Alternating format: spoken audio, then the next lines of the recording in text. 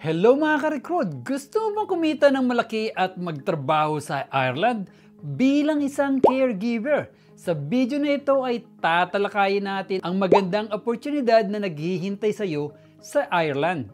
Kung ikaw ay nangangarap na makapagtrabaho sa Ireland, panoorin lamang at tapusin ang video na ito at baka ang pagiging caregiver ang maging tulay sa mga pangarap mong pag-asenso. Kabayan, kung bago ka pa lang sa channel ko, pakihit lang po ang like, subscribe, at ang notification bell para lagi kang updated sa aking mga bagong video. Ang pangunahing ginagawa ng caregiver ay ang pagtulong sa mga pangailangan ng kanilang inaalagaan. Maaaring ito ay may sakit, matatanda o may kapansanan. Ang kanilang mga responsibilidad ay ang mga sumusunod. Tumulong sa pang-araw-araw na pangangailangan ng pasyente tulad ng pagligo, pagkain, pagbibigay ng gamot, at pag-alalay sa pagkilos. Tumulong at gumabay sa mga pisikal na aktibidad at ehersisyo. Tinitiyak ang kaligtasan at kalusugan ng pasyente. Sumusuporta sa mental at emosyonal na kagalingan ng pasyente sa pamamagitan ng pakikinig at pagbibigay ng karamay. Paggabay sa mga pasyente sa kanilang mga therapy session at iba pang medical na paggamot. Pasiguro na ang mga pagkain ng pasyente ay naayon sa kanilang pangangailangan at kalusugan. Ang mga nabanggit ay ilan lamang sa mga responsibilidad o tungkulin ng isang caregiver sa Ireland. Mga importanteng requirements sa Ireland sa mga dayuhang mag-a-apply. Una, employment permit. Kung ikaw ay dayuhan na nais magtrabaho sa Ireland at hindi galing sa EEA, Switzerland o United Kingdom, kailangan mong kumuha ng employment permit bago ka magsimula sa iyong trabaho doon. Ito ay isang opisyal na dokumento na nagbibigay pahintulot sa iyo na magtrabaho sa bansa. Pangalawa, visa.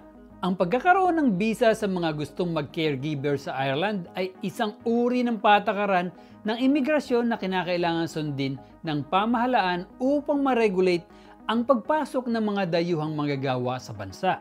Ang visa ay isang opisyal na dokumento na nagbibigay pahintulot sa isang individual na pumasok at magtrabaho sa isang bansa para sa isang tiyak na panahon. Pangatlo, bank account. Kailangan mong magkaroon ng aktibong bank account upang makatanggap ng iyong buwanang sahod sa euros.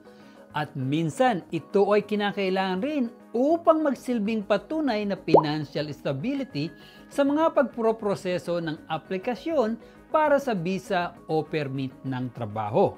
Pang-apat, National Insurance Number. Kailangan mo magparehistro para sa iyong National Insurance Number upang magkaroon ka ng complete access sa mga serbisyo at benepisyo sa Ireland. Kakailanganin mo rin ito kapag gumawa ka ng iyong employee account. Ang visa sponsorship ay nangangahulugan na ang lahat ng gastusin mo para sa visa ay sasagutin ng ibang tao o kumpanya sa bansa na iyong pupuntahan. Sa kabuuan, ang visa sponsorship ay mahalaga para makapagtrabaho ka sa Ireland dahil ito ay nagbibigay sa iyo ng legal na pahintulot, financial support, employment opportunities at legal protections habang nagtatrabaho ka sa Ireland. Ito naman ang mga kailangan mo para sa visa sponsorship. Bukod sa pagkakaroon ng experience, degree, skills at training, may iba pang kailangan para ikaw ay matanggap sa trabaho.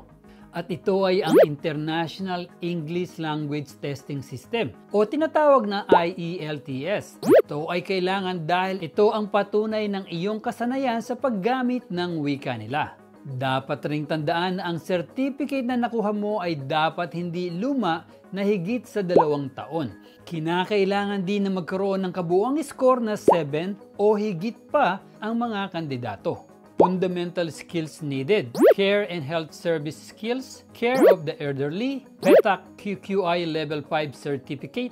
Ito naman ang iba't ibang website na kung saan ay makakita ka ng mga caregiver jobs, opportunities at pwede mong applyan ito.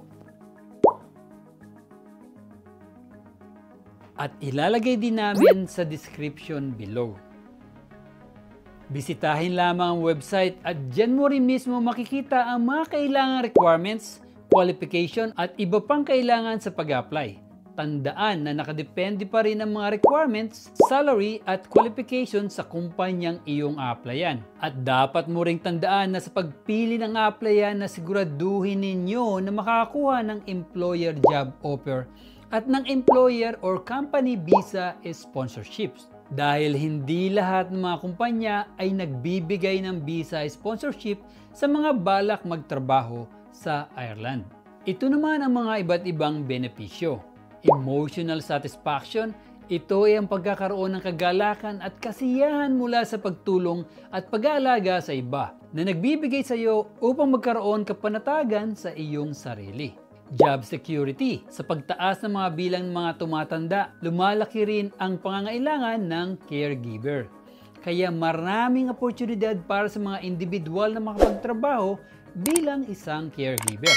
Employment opportunities, maraming oportunidad ang makukuha kapag ikaw ay caregiver na may visa. Pwede kang makapaghanap ng mga pwede mong applyan kagaya ng healthcare facilities, private homes o di kaya sa mga assisted living facilities. Competitive wage, siguradong malaki ang sahod mo kapag ikaw ay isang caregiver dahil hindi ito madaling trabaho. At nakadepende rin ang iyong sweldo sa location, quality of care at posisyon mo sa caregiver. Cultural experience. Kapag ikaw ay nakapunta at nakapagtrabaho sa Ireland, maaari mong maranasan ang iba't ibang kultura, paniniwala at wika nila doon. Ang sahod sa Ireland. Ang isang halimbawa nito ay kapag ikaw ay isang healthcare, maaari kang kumita ng €2,194 o katumbas na 133,600 pesos monthly. Habang nasa Northern Ireland, ang karaniwang sahod para sa isang healthcare assistant ay nasa pagitan ng €1,300 o katumbas na 79,200 pesos monthly. Sa paghahanap ng ma-applyan ay dapat mong siguraduhin na magbibigay ang kumpanya ng visa sponsorship dahil hindi lahat ng kumpanya ay may visa sponsorship, kaya dapat sipagan ang paghahanap. Pumili ng legit o totoong kumpanya para iwas scam. Siguraduhin may IELTS ka para complete requirements ka. At laging tatandaan na ang sahod ay nakadepende pa rin kung saan lugar ka sa Ireland at sa kumpanya na a-applyan mo. Ayun lamang po mga ka-recruit. Sana ay marami kayong natutunan mula sa video ito. Sana ay maging inspirasyon ito sa mga kababayan nating caregiver dyan na may pangarap na makapag-abroad.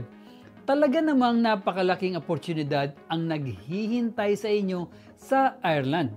At kung sa tingin mo ay qualified ka, huwag nang sayangin pa ang napakagandang oportunidad na ito. Simulan mo na maghanap at mag-apply ng trabaho sa Ireland. Huwag kang mawawala ng pag-asa at laging isipin na kung kaya nila ay kaya mo rin. Ito ay tungo sa pangarap na maganda at maginhawang buhay sa hinaharap. Salamat sa panonood at kung nagustuhan po ninyo ang video ito, ay sigurado pong magugustuhan ninyo ang iba ko pang mga video. At kung may mga katanungan kayo tungkol sa ating napag-usapan, huwag po kayong mag-alangan na ilagay ang inyong mga katanungan sa comment section upang mabigyan po namin kayo ng kasagutan. Muli, palagi niyong tatandaan na dito sa Recruit ay prioridad namin ang iyong kaalaman tungo sa inyong kaunlaran. Paalam kabayan. Para sa suggested video, pindutin lang po dito. Para sa napakagandang playlist, pindutin po dito. At pakisubscribe na rin po dito